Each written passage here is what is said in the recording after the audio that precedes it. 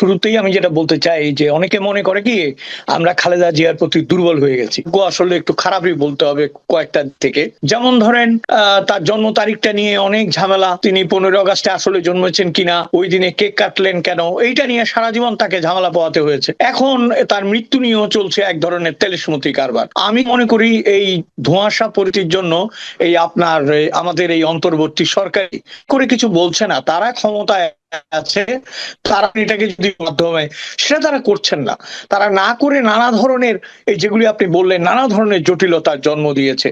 এটাকে আমরা বলি যে এটা দুর্বোধ্যতার কারণে হয়।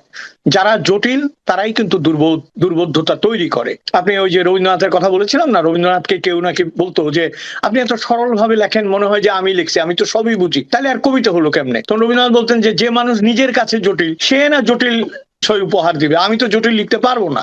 এখন ধরেন ওই যে আমাদের দেশের আধুনিক কবিতা, যেমন আকাশে উঠতেছে কাক, মাটিতে পড়ে আছে তোমার আত্মা, এবার আপনি যা বোঝার বুঝেন। এই রকম জটিলতা, এরকম জটিলতা তৈরি করে ফেলেছে। এখন আমি একটা ছোট্ট কথা বলি, আপনাকে শেষ করি প্রসঙ্গটা। সেটা হচ্ছে খালেদা জিয়া কিন্তু শেষ বয়সে এই নাটকটা ডিজার্ভ করে না। তার ছেলে যদি না আসতে পারে, তাকে যদি ছেলের কাছে পাঠাতে হয়, সেগুলো ক্লিয়ার কাট হওয়া উচিত। আমি বলছি কেন জানেন, আওয়ামী লীগেরা যদি এতে অসন্তুষ্ট হয়, কিন্তু সত্য হচ্ছে আমরা সবার প্রতি ন্যায় এবং বিচারের কথা বলছি, স্বচ্ছতার কথা বলছি, আমরা কোনো ব্যক্তির কথা বলছি না। এবং ওই যে আমি বললাম, তাহলে একটা প্রশ্ন উঠতে পারে যে এরকম ধোঁয়াশা তৈরির পেছনে কারণ কি? রাজনৈতিক কারণ যাই থাক, একটা গল্প আছে না যে এক লোক ডাক্তারের কাছে গেছে, গিয়ে বলছে আমার মাথায় ব্যথা, কপালে ব্যথা, এখানে ব্যথা। তো ডাক্তার ওকে বসতে বলে একবার কপাল টিপে, ওই রোগী বলে লাগে, আবার মাথা টিপে বলে লাগে, পিছনে টিপে বলে লাগে, সামনে টিপে বলে লাগে। ডাক্তার গেছে বিরক্ত হয়ে, বলে আপনি মশাই তখন থেকে খালি লাগে লাগে বলেন, কি লাগে? বলে ডাক্তার সাহেব আপনি যত টিপেন তত আরাম লাগে। বুঝছেন? তো এরা মজা পায়, এরা আমাদেরকে মানে পুরা জাতিকে, বাঙালিকে পৃথিবীতে সব জায়গায় একটা ফ্যাসাদের মধ্যে ফেলে এরা মজা নিচ্ছে। কারণ এরা রাজনীতির মানুষ না, এরা কোন সিস্টেমেটিক মানুষ না। এরা সিস্টেমেটিক মানুষ না বলেই কিন্তু, তবে আমার যেটা মনে হয় বিএনপির, আমি এটা বলেই শেষ করি, বিএনপির এটা থেকে একটা কড়া শিক্ষা নেওয়া উচিত। যে শিক্ষাটা যদি তারা নিতে পারে, কারণ সবসময় মনে রাখতে হবে সব মির্জাফরেরই কোনো না কোনো সময় বিশ্বস্ত মানুষ ছিল। বিশ্বস্ত না হলে তো সে মির্জাফর হইতে পারে না। হ্যাঁ, মির্জাফর মোস্তাক যদি বিশ্বস্ত না হইতো, মোস্তাক হইতে পারতো না। বুঝছেন? এবং শেখ হাসিনা যাদেরকে বিশ্বাস করেছিল তারা যদি মির্জাফর না হয়, তাহলে মির্জাফর হবে কে? বাইরের লোক তো জানে না। কাজে বিএনপির এই মির্জাফর এবং বিশ্বস্ততার ব্যাপারটা ভালো করে আবার যদি প্রথম থেকে অ্যানালাইসিস করে, তাহলে খালেদা জিয়ার এই জটিলতার উত্তর ওনারা পেয়ে যাবেন। জি, আমরা আরেকটা বিষয়, আমরা একটু সামাজিক ঘটনা প্রেক্ষিতে যেতে যাচ্ছি একটু।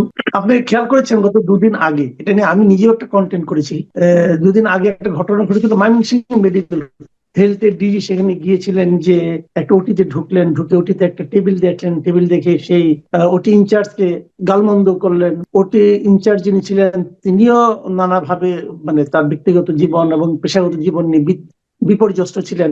সব মিলে একটা মানে কথা কাটাকাটি, যেটা নাকি আমরা শুনতে ভালো লাগেনি, ভিডিওতে আমি দেখেছি, মানে আমার কাছে খুবই অস্বস্তিকর লেগেছিল। এটা কেন হবে? তো এটা কি কেবল ওই ঘটনাটাই, নাকি আরো অনেক ঘটনার মানে একটা প্রতিফলন এখানে ঘটেছে? দেখেন, সর্বত্র যে অস্থিরতা তার একটা প্রতিফলন হচ্ছে এটা।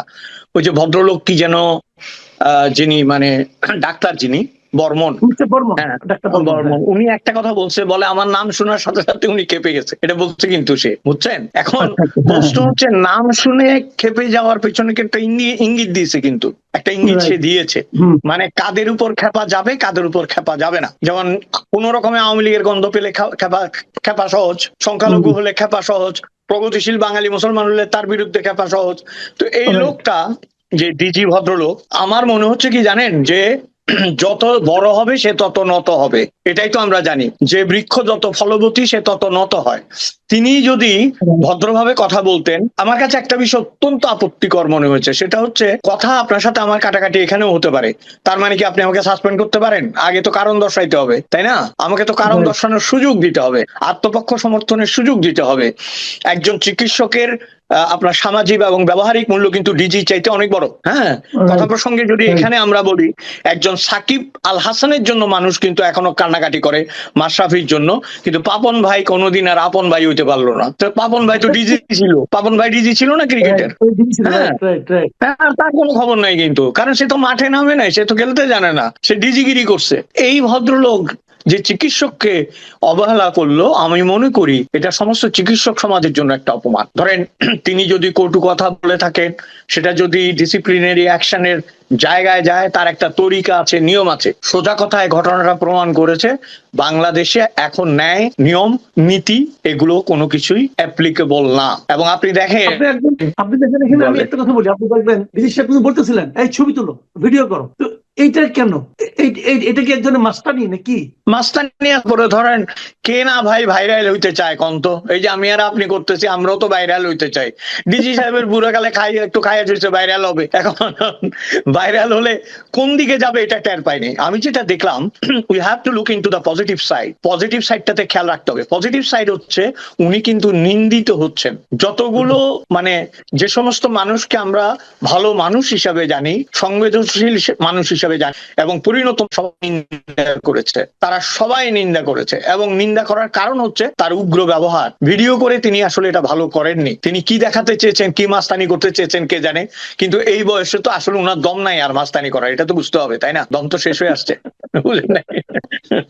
দলের কথা যখন বললেন, আমি আরেকটা প্রসঙ্গে একটা আসি, যে আমরা কিন্তু সোশ্যাল মিডিয়া ইদানিং মানে খুব দম দেওয়া লোকদেরকে দেখি, মানে প্রচন্ড দম নিয়ে তারা উপস্থিত হন এবং ভাঙতে ভাঙতে তারা স্বাধীনতাকে ভাঙতে চান, বিজয় দিবসকে ভাঙতে চান এবং মানে আমাদের স্বাধীনতাই ছিল না এটাও বলতে চান। একজন দেখলাম এটাও বলে ফেললেন যে স্বাধীনতা আবার কি, আমরা তো 47-এই স্বাধীন হয়েছি, আবার নতুন করে স্বাধীনতা কেন? নতুনতা এটা আসলে স্বাধীনতাই না, এটা আসলে দেশ থেকে ভাঙা।